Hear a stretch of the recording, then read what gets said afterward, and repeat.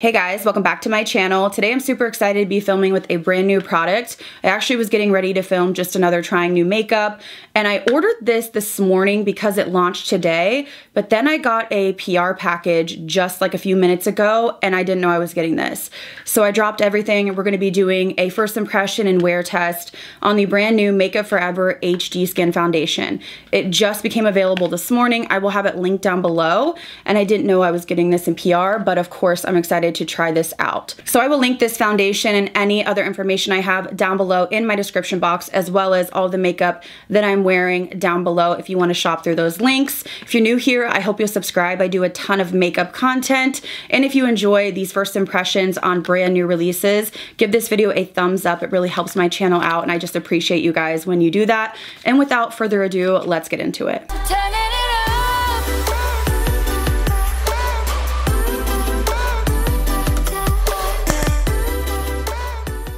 So before we get into the demo, I like to go over the claims and a little bit about the foundation. As I said, I did order this off Sephora this morning. It just launched, but I wasn't expecting to get PR. So this package showed up and they did send over 3 different shades to me. Now here's the thing. The shades they sent are very light for my self tan. I'm gonna do my best to make it work, but I ordered a shade that was quite a bit deeper, and I'll get into that with the swatches. But they did send over this card with the foundation. It says the HD Skin Foundation, the Undetectable Foundation. Instantly blurs, true to skin, finish and tone, 24-hour wear, waterproof, sweatproof, non-comedogenic. There are 40 shades, medium to full coverage with a natural finish. Available online in store at Sephora and makeupforever.com. This retails for $43. I love the shade range, tons of shades to choose from, and I love the packaging. It's really sleek. I love the detail of adding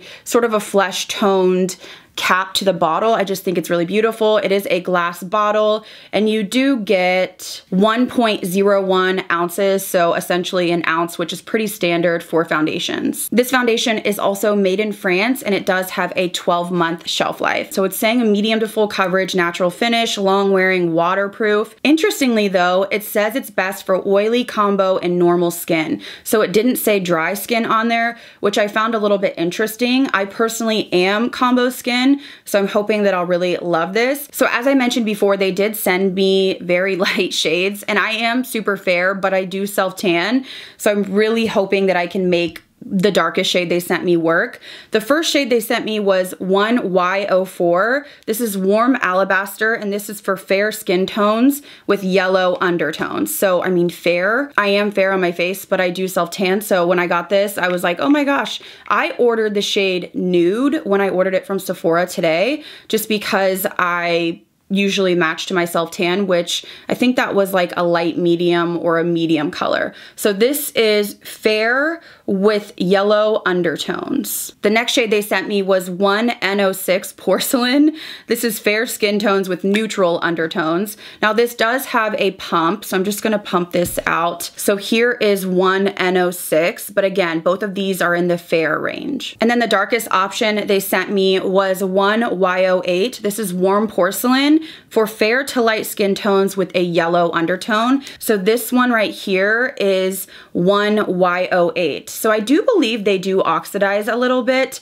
which usually I don't love, but in today's case, I'm kind of hoping they do. Although I do have to say, I do feel these are running dark, just because when you look at the actual shades, I mean, they sent me 3 of the 5 lightest shades right here, and I feel like they don't look as fair as I would think, like porcelain or, you know, very fair. These just look a little deep to me to be for fair complexions, but again, I don't know if all of the shades run dark, so I can't speak to anything other than these 3 shades. I do think I am gonna go with the 1Y08 just because I feel like the tone is the best and it is the deepest color they sent. It still is supposed to be for fair light skin tones, but I'm gonna do my best to make it work. Now in terms of prepping my skin, I am gonna go in with this spray serum. This is just like a hydrator. This is from the brand D'Alba. I get this off of Amazon.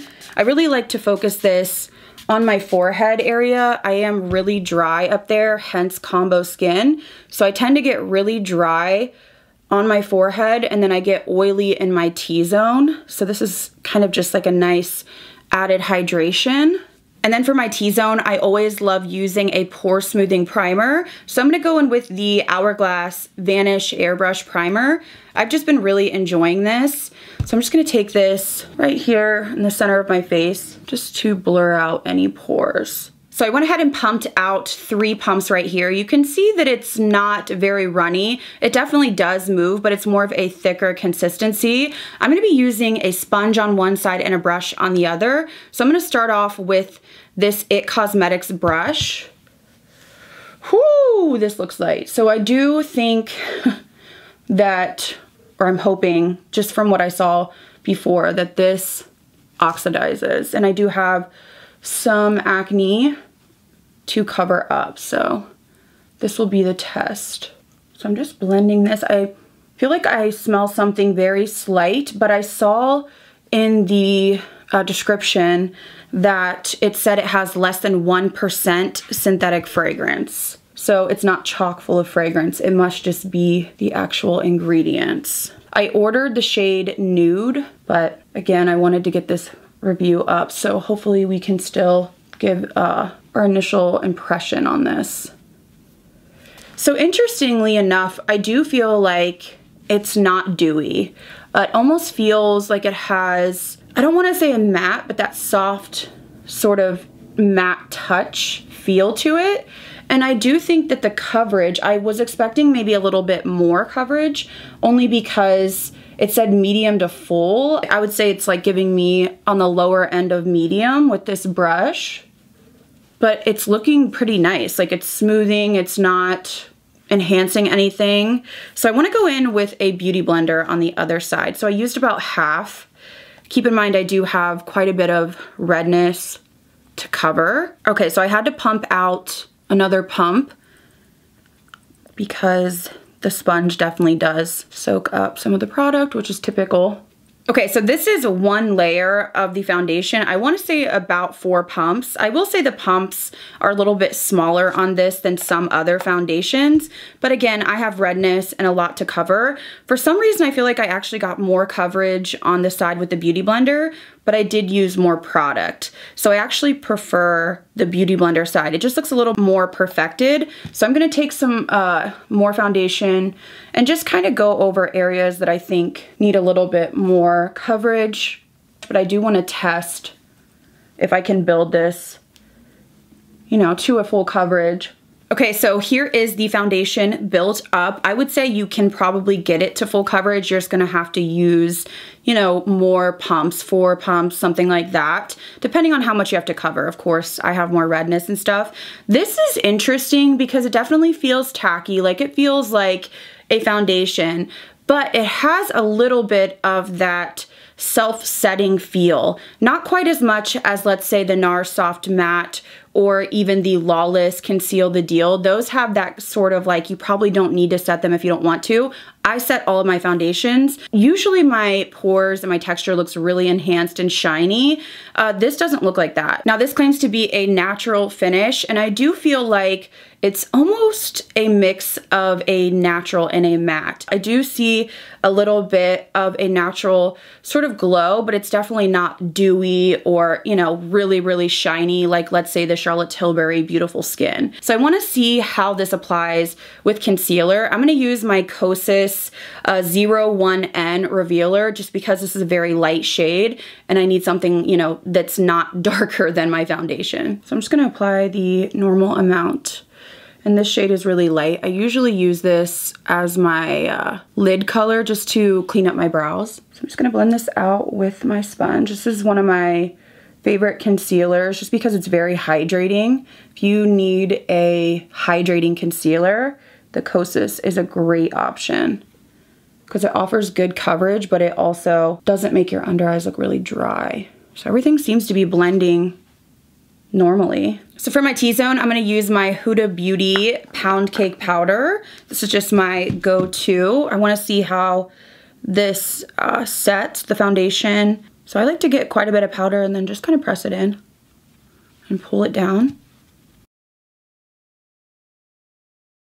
So here's the foundation completely set down with powder. It looks very smooth. I feel like it looks almost like it has a soft matte sort of feel to it. It doesn't feel dry, but I do wonder if it's going to get dry like around my mouth as the day goes on. We'll have to see. It would be one that maybe if you do use a lot of powder like I do, you may want to use a glowy setting spray like a MAC Fix Plus or something like that. Overall though, everything looks nice and just really even and smooth. So I'm gonna go ahead and finish off the rest of my makeup. I'll give you some close-ups, my first initial impression, and then we'll just move on to the wear test throughout the day. All right, so I finished my makeup off camera and I have to say that everything looks really good. Very smooth. I'm not noticing any patching. Everything blended beautifully. I do think that I could get a little dry around my chin as the day goes on, only because I've had a little bit of acne down there, and when I use like acne treatments, they can dry my skin out. But other than that, everything is looking super smooth, super beautiful. It doesn't feel like it's gonna go anywhere. I'm getting a little bit of a late start today because I didn't know this package was coming. So, you know, obviously I could only start filming when I got it. It is 12:23 right now. I'm not sure how long I'll be able to wear this because I do want to get this video up today. I'm gonna aim for maybe 6 or 7 hours. I feel like 6 hours is a good starting point to see how this foundation wears, to see if I get very oily or if it separates, if I get dry patches. So I'm gonna go on throughout my day and I will check back in probably 3-4 hours to see how this is wearing, and then we'll do our final check-in at the end of the day. So I'll see you guys then. Okay guys, so I'm back from my first check-in. It is now 3:44. So it's been on, I would say, for about 4 hours now because I did initially apply it, you know, 11:30-ish, 11:45. Honestly, I think it's wearing beautifully. It's giving me a little bit of glow, or my oils are coming through on my forehead and T-zone, very typical for me, but it doesn't feel like too much. I don't feel the need to blot at this moment after the 7-hour mark or 8-hour mark, which I'm gonna try to hit.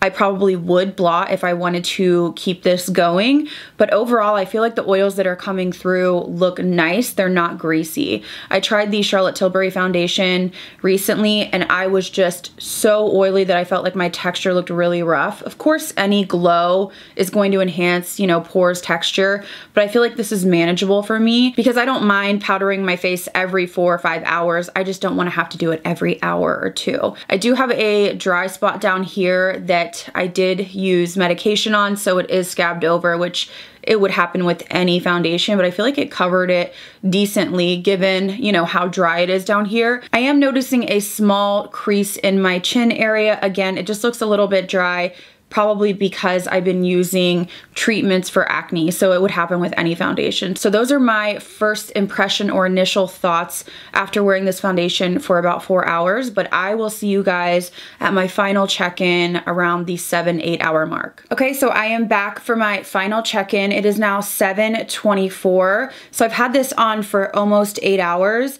I really want to get this video up by about 8 o'clock. I don't want to upload too late. I feel the same as I felt at my 4-hour check-in. The only thing I will say is my chin is the only area that's looking rough. I'm noticing just a little bit of just like clinging to dryness. Again, I have that blemish that had really dry kind of scab on it, but even just under, you know, my chin in general, which again, I've been using acne treatments. That's the driest part of my face right now due to using those treatments. It is clinging to that and sort of settling. So that's one thing I will note. If you do have dry patches, flaky skin, or really dry skin, I don't know if this would be the perfect foundation for you, or if maybe you would just have to do extra skin prep. Everywhere else looks good. I'm definitely oily down the T-zone, but again, nothing that I couldn't just fix up with powder. I feel like the oil that has come through in the 8 hours I've worn this is manageable for me. And usually on me, if it's not a matte foundation, it gets really, really oily. So the fact that this is described as a natural finish, I still do think that it leans matte. I definitely think that I have more oil going on right now than I would have with a matte foundation. Let's say the NAR Soft Matte Estee Lauder Double Wear Too Faced Born This Way Matte. Those are some of my favorite matte foundations, and I don't really get oily like at all with those. If you're looking for radiance, glow, super dewy, this is not gonna be the foundation for you. Now, could you change it depending on what you use with it? Of course. But overall, I think that it's a beautiful foundation. Keep in mind that I'm combo skin though, so I'm not somebody that wants super dewy, super radiant, because I would get really, really oily in my T-zone. So I wanna go in quickly. I always like to do this with my Huda powder and just kind of touch up the areas that are a little bit glowy or oily. And I just want to see how it touches up, which most foundations touch up just fine. So you can see, just comparing them, putting a little bit of powder there just really revives the foundation. The only area that is looking rough to me is my chin, which I mentioned before, but it could be just the dryness that I'm experiencing. So again, if you have dry, flaky skin or dry patches, I don't know if this is gonna be the most forgiving foundation for dryness, so just keep that in mind. So I'm just kind of going over. So as you can see, a little bit of powder does wonders for me personally, just to sort of take the edge off any oil and make my skin look a little bit more shine free, a little bit more blurred. Powder is my best friend. I honestly think that I'm gonna really enjoy this foundation, but I do think those of you that have dry skin or you like more of a true natural or radiant finish may find this to be a little bit too matte. So that is my first impression on this. I would like to know your thoughts down below. How did this look to you on camera? Just the coverage, blendability, the finish, the wear. I'm curious to see what you think and if you're gonna be picking this up. So I will link this foundation down below in my description box if you're interested in picking it up. I'll also link all the other makeup that I am wearing down below if there's anything you're curious about. Do let me know your thoughts on this, if you're picking it up, if you're passing it over. If you're new here, I hope you'll subscribe, and if you enjoyed this video, giving it a thumbs up really helps my channel out, so I appreciate you guys so much. Thank you guys again so much for watching. I'll see you in the next video.